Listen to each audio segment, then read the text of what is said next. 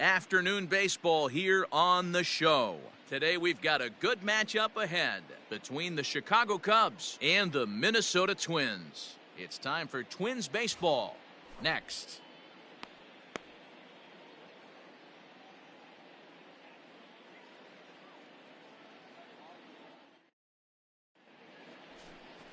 Andy Wooten, the right-hander out of Puerto Rico, will be the starter. Dan Plesac, what's the word on him? You know, every spring training hoping they can make somewhere between 30 to 35 starts. This guy will be making start number 30 on the year. He's reliable, he's dependable, and he's been pretty good all season long. 30 starts, not an easy thing to do. The designated first pitch of the at-bat. Aparicio. Dan, D-Row, the Cubs, as they take the field here this afternoon. They were losers last time out, but still in a decent groove as they'd won 4 of 5 prior to that. Yeah, Matty, they got to find a way to put yesterday behind them. They got pounded without question, but today is a new day, and they regroup and grind and try and do the little things to try and win this ball game.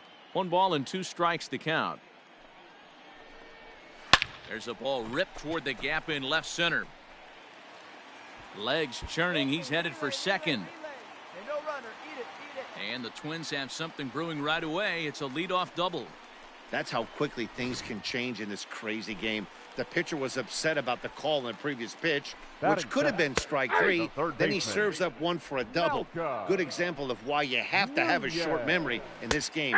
You let those things get to you, and oftentimes they lead to more mistakes. And set up behind the plate is Kenny Jansen as you see the rest of the umpiring crew there.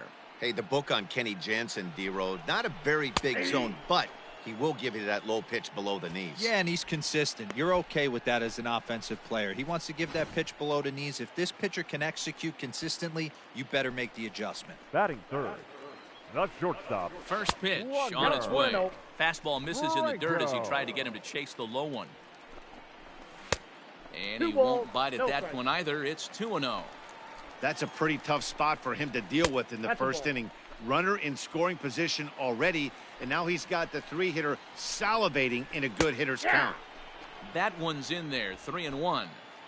Yeah, I get it. They want to run this guy's pitch count up, but that was a pretty good pitch to hit. He might be kicking himself that he didn't swing at that one. Inside, he misses ball 4.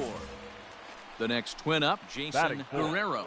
And as you check out his righty-lefty splits, no surprise that he hits better against southpaws than he does against right-handers. Guerrero is a highly regarded defender, especially as corner infielders go. Some guys at first or third are there because they can hit, but he takes a lot of pride in his defense, and as a result, it's definitely not uncommon for him to make an impact on the game with his glove. Aparicio on second. Franco is over at first with 1 away. And a fastball blew it right by him, and there are 2 down. Got him with a good high fastball there. Danny, we see a lot of that pitch in strikeout situations these days. What makes it so effective? I think, Matt, what makes it such a tough pitch is you're changing eye levels. That fastball up looks so enticing to hit that you see that ball as a hitter, you think you can drive it, but it's really hard to get on top of that good high hard fastball. The numbers, 282 to start play, 26 home runs and 79 RBIs. And not in time as the run scores. Boy, after scoring a boatload yesterday, D-Row, they're off to a fast start again, striking here in the first inning. Yeah, this offense is on fire. Obviously, the hit meeting resonated with these guys. Scored a ton yesterday and picked up right where they left off. This is exactly the situation you drew up from an offensive standpoint. Good pitcher on the mound, but you got a chance to bury him early in this one. And another foul ball. 2 outs here. Ready on 0-2.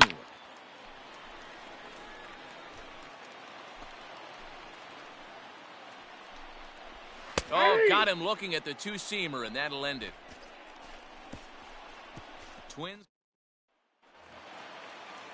Up next for Minnesota, Willie Kelly. The season batting average comes in down in the 240s. Willie Kelly. And a ball 1-0. Come on, fellas, let's go. Ball and a strike. You rarely see a pitcher of this quality throw one right down the middle, and man, as a hitter, probably a good chance you're not going to see that pitch again. Count is 1-2 now. Did a good job to shorten up and protect the plate, and he'll have another shot at it here. The 1-2. Straight up. Here's a high pop-up. Mendoza has a play. Makes the play, one away. Digging in the switch hitter, Ramon Arturo. As the switch hitter will take his cuts left-handed here. No balls and one strike. Yeah, we got one. Into the windup. Here comes the 0-1. He's had to be sitting out over that outer half of the plate. For him to take those first two pitches right there, finds himself 0-2. I'll be surprised if the pitcher doesn't go right back to that spot. 0-2 count, and the pitch. And it's fouled away. The next 0-2 is looked at off the plate for a ball. Come on, guys. Not sure if that was a great take or if he got locked up on a two-seamer running away, but either way, it worked out well for him. That's a well-thrown pitch, though. The next 1-2 pitch. Hit in the air down the right field line. But this will wind up being a foul ball. And he can only battle for so long as he's finally set down here after an 8-pitch at-bat. Well, that call looked like it was a little in the pitcher's favor, but it wasn't outrageous. Hey, listen, calling balls and strikes is a really tough job, and even the best are going to miss some from time to time, especially when they're sort of borderline like that last one. Not sure the hitter would want to hear that, though. Hey, love the pitcher attacking the zone right here. He knows he's got a patient hitter at the plate. Might as well steal that first strike. I got it. Roederer is going to have room out there as he puts this away to retire. Bottom of the third now, and standing in is the DH, Adrian Aparicio. This pitch is popped up. Mendoza in foul ground, and no one will get this one. And he'll fight this one fouled off to the left as the count goes to 0-2. And he fouls this one off. Another 0-2 coming. And this is swung on and missed. 5 quick strikeouts now, and that's your first out of the inning. Yeah, as they say, there's a hole in his swing in that location, so a good job there of exploiting that. That can be real hard for some guys to overcome when teams start figuring out what locations you just can't handle. Malcolm Nunez is in for his second plate appearance as he looks at a ball. It's 1-0. 2-0 now. Field plays it now one the here. pitch. 3-0 now. Wander Franco waits on deck. 3-1. Bases are empty, one man out.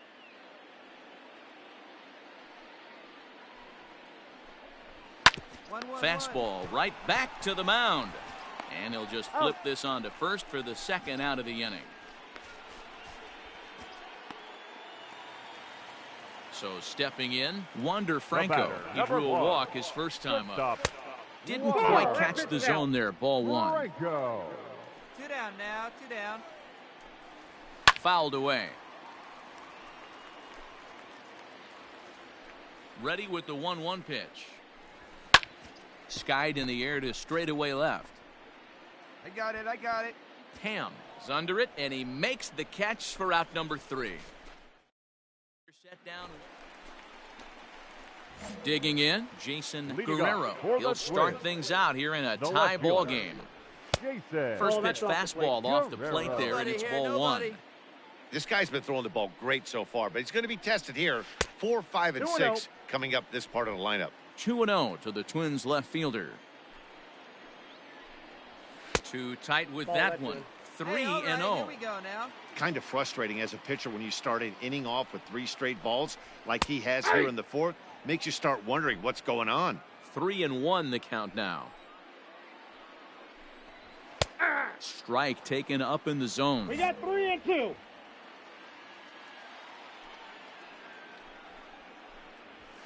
Still hanging with him. Another good swing to keep it going. Looking to punch him out again. The pitch. Fouled off. The next 3-2.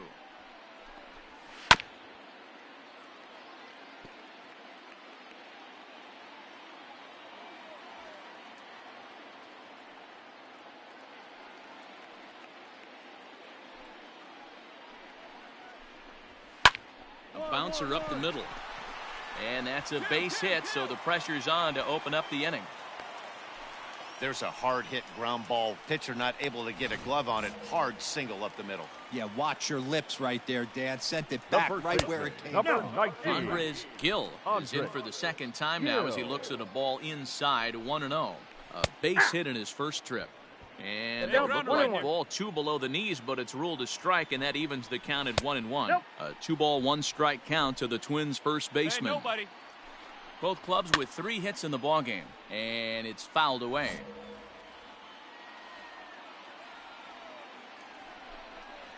And he got him. Wow, this guy's mowing right through this lineup right now, but that's what happens when you don't get a chance to see a pitcher very often. That's one of the things that are helpful when you're pitching in interleague games. It's always a good advantage for the pitcher because the hitters don't get to see that guy very often. That's a ball. And this is high, a ball and a strike. 1-0. 1-2 to the Twins catcher. Hey, 1 down now, 1 down. A ball and 2 strikes, here it is. Nope. That's inside. And even though this guy's a righty hitter, he's going to get pounded with that 2-seamer. He needs to make sure he catches this thing out front if he sees that pitch again.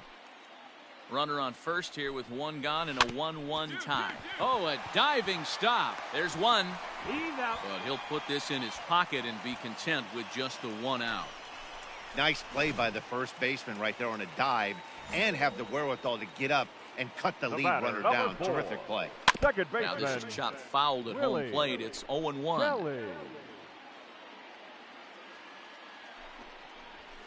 It's taken. Now it's 0-2. 0-2. 2 down. Ball. That misses, says the I home got the plate count. umpire. 1-2. 1-2. Where it misses, I'm not quite sure. Hard 2-0, sinker misses. 2-2. Here we go, fellas. Let's Regardless of the result right here, to be down 0-2 and work it back to an even count, got to feel like it's a win for the offense. Runner aboard at first here with 2 gone in a 1-1 ball game. And he struck him out, his 7th of the ball game, and that ends the inning. Set now for the bottom of the 5th, and next will be a speed threat in the form of outfielder Ramon Arturo. First pitch coming, here it is. Hey.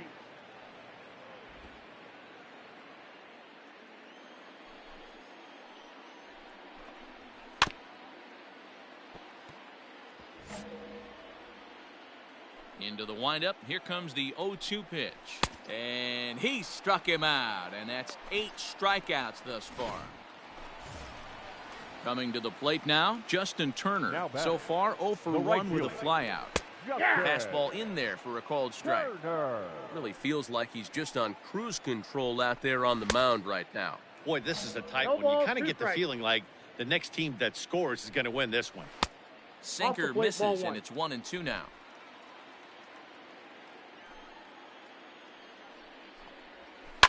And he fouls this one off. Hey, come on, guys. The 1-2. Fouled away.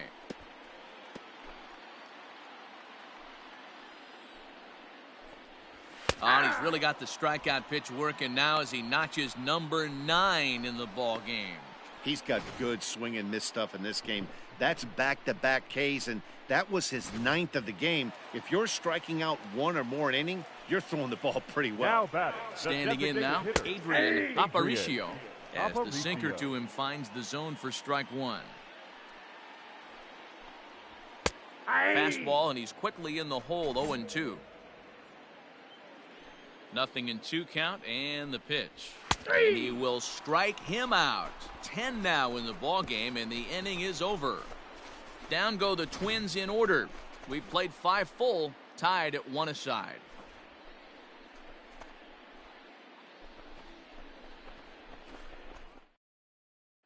Ready once again, Malcolm Nunez. And at this point of the game, I think it's clear that the plan of attack against the top of the order has worked. Well, when you've only surrendered 1 hit to the top 3 guys in the order up to this point in the game, you know you're doing something right, Matt. You're spot on. Whatever they discussed coming into this game has worked out beautifully. Here's a swing and a little tapper in front of the mound. And the leadoff man in the inning will get the job done here. It's an infield single. Hey, after that hit right there, Dero, that extends his hitting streak to 6 games. Yeah, no doubt about it. 6 days in a number row one. with knocks will help you sleep better at night, man. All you want is the leadoff man to get on to start a big inning, maybe get a big rally going to claw your way back into this ball game. Ground ball sent back up the middle. One there, on to first, and they get the double play. That's a great example there of why the sinker is such an effective pitch. The hitter's eyes see it higher in the zone than it ends up, and that makes it real tough to square up. The left fielder, Jason Guerrero is in for the 3rd time now as he takes a called strike. It's 0-1. Just a bit late, and he's fallen behind 0-2. Hey, 2 here. And now a pitch on the way. A ball and 2 strikes. 6th inning. 4-1 is our score. Nope, now a fastball awfully close, but he doesn't get the call. It's 2-2 now. Right here. Fouled off.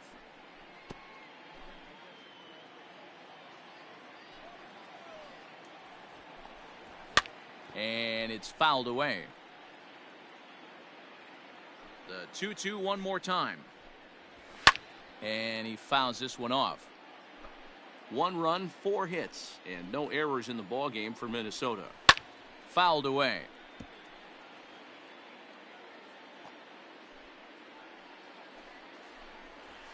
And yet another strikeout here. His 11th of the ballgame, and this one ends the inning. Twins retired in short order. They trail it 4-1. Leading off the inning, Andres Gil, as they'll look to get something going here and even this game up. And he just keeps rolling along as he starts another batter out with strike 1. The guy in the mound is having one heck of a night, but the downside of that, if you're going to strike out a lot of guys, your pitch count is going to be high. So this gives the offense some kind of hope as this game's getting down to the end. Line hard. The 1-2.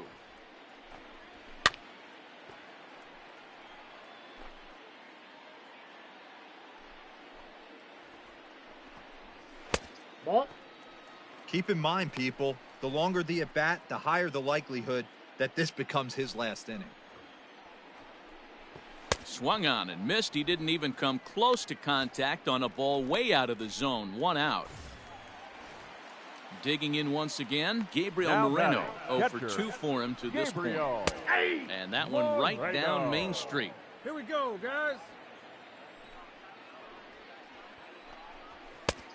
A swinging strike, and now it's 0-2.